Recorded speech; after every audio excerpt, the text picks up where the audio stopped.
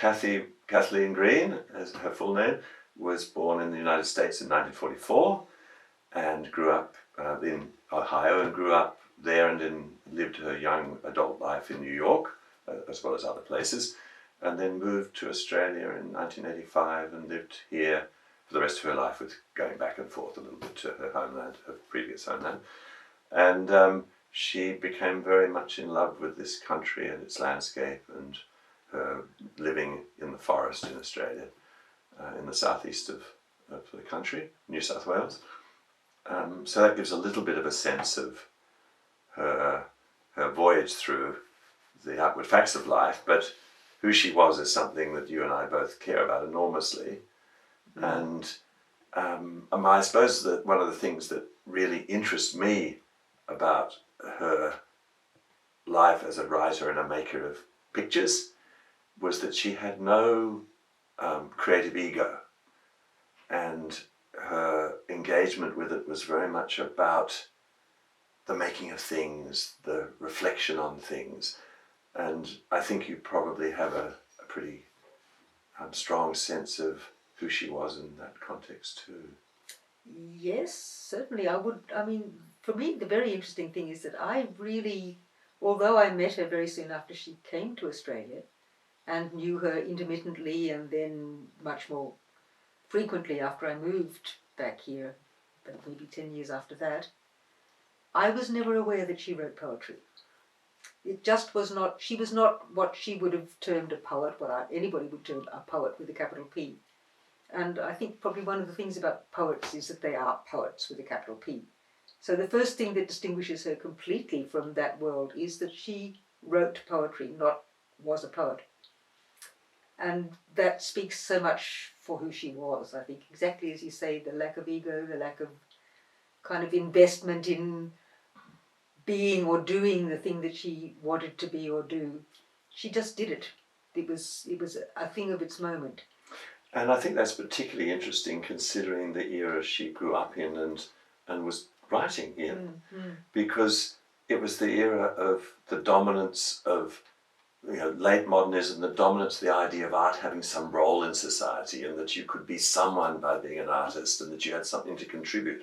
An idea that's kind of faded now, but that was the time when it was possible to believe that. Yeah. And the fact that Kathy wrote in an era when showing that this was something about you and your significance in the world, and she wasn't like that, is a particularly salient comment on who she was, I think. So it's almost as though what she wrote wasn't what other people would call poetry, because what they created out of for poetry was a conscious creation as a poet, whereas what she did was use words that became poetry.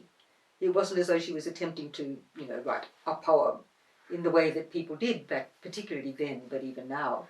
But interestingly, she wasn't naive about the history of writing. She she read lots of poets. She had lots of poetry books by her bed. She studied art history at university. She was not naive. She just wasn't carried away with the superficial reputational gloss of all that. Yeah. It was that it actually mattered to her in a quiet, reflective way. She did send some poets to a local literary magazine. She did share her poetry with some friends. But it was the doing that was the thing. And even though I lived with Kathy for nearly 40 years, she only occasionally showed me the poems too. I was always interested, but she didn't need to constantly share them. And there was no point at which she said, look, I've got these poems, I wonder if I can do something with them, or she just continued to write, presumably. She just continued to do what the moment required, which is really, I mean, it's the purest kind of poem, in a way. Yes. It's not a poem that's being directed by anything except its own moment, its own self, which is why it's so lovely. Yes. Yeah. And the other interesting thing about that was she came to the experience of thinking about the world and reflecting on the world and writing about it in different ways. The way she wrote had different modes or characteristics. I think there was one sort of poem that was perhaps about being an individual, a small individual in the world, and responding to the aloneness but also the excitement of that. Yeah. And there was another sort of poem that perhaps looked at other people and the world around them, the landscape, the individuals she knew and her interactions with them, and reflected on that interaction and their nature in the world. And there was sort of another set that was a little bit more acerbic and ironic about oddities of human behaviour, the way she reflected on those things often with a sense of humour. And then there was a fourth sort which was kind of about the absurdity of human functioning in the world and the organisations and the actions of people in a sort of more public world.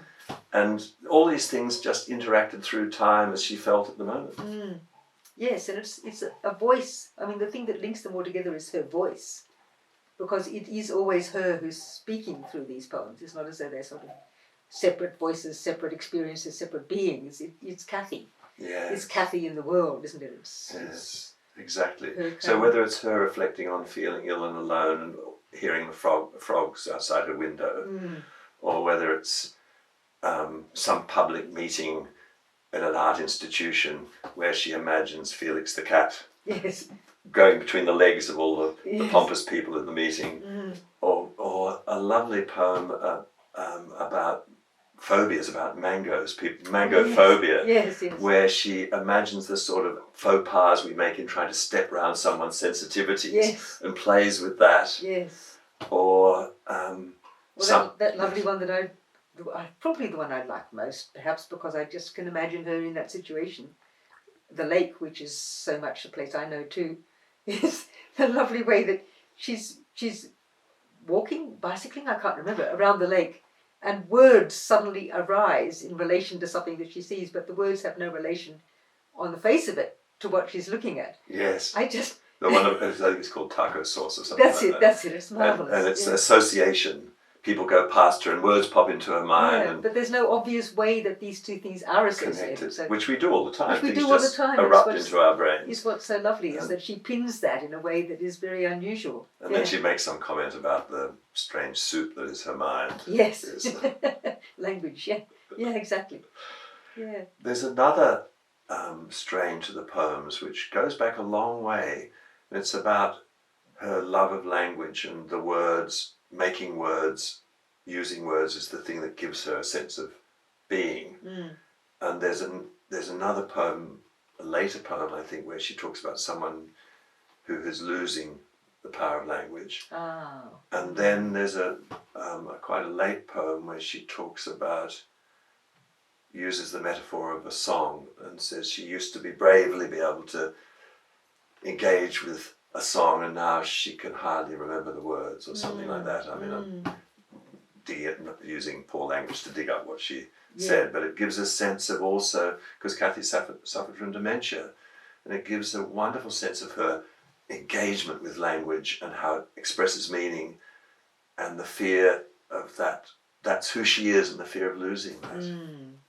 Well, indeed, and that would have been one of the ways that it was most hard for her, I would think, because language was her medium, as well as other mediums, but I mean it really was obviously what her mind reached for when it was at its most expressive and responsive, and the ways in which you can form the world with language that then begin to fall through your fingers when language begins to fall through your fingers. And she dealt with that strangely graciously. There's another poem about the lake where she's looking at some flotsam washed up to the shore, and she sees it as being a mummy with wrappings falling off and the eye sockets empty and the water in the eye sockets and the sky being reflected into it. And it's a piece of wood floating in the lake. And that sense of her seeing things in things, but without forcing the imagery. You never feel she's pushing it. It's just what happened. So it's not as though that's the material that she's now going to work into some kind of poem. No. It's that the poem is that experience. I love that. I want to write something about that. And that's actually pretty much what her poetry does, is to say this is the experience. It's not trying to create a thing for its own sake out of that experience. It's actually just saying, I'm picking this up and putting it on the page as I experienced it, as I am experiencing it. It's that lovely kind of immediacy and unmediated kind of way of writing that's just so Kathy somehow. Yes. And it's been a lovely experience. Her daughter Sarah helped put the book together. Yes. And it's been a lovely experience bringing the book together with Kathy. Also made collages and little paintings throughout her whole life, again, totally unpretentiously. It's been lovely bringing them together and having Kathy's daughter, who's in the United States, design it and bring it together and actually have an object that captures some things from this woman's private but very rich and intense association with language. Yeah, it's sort of opening it up is opening the Kathy that we used to know in a way, isn't it? It's a lovely thing. Yes. It's beautiful. Very satisfying, and I hope that some others will enjoy meeting her in these pages. I'm sure they will. Well, thank you, Meredith. Thank you.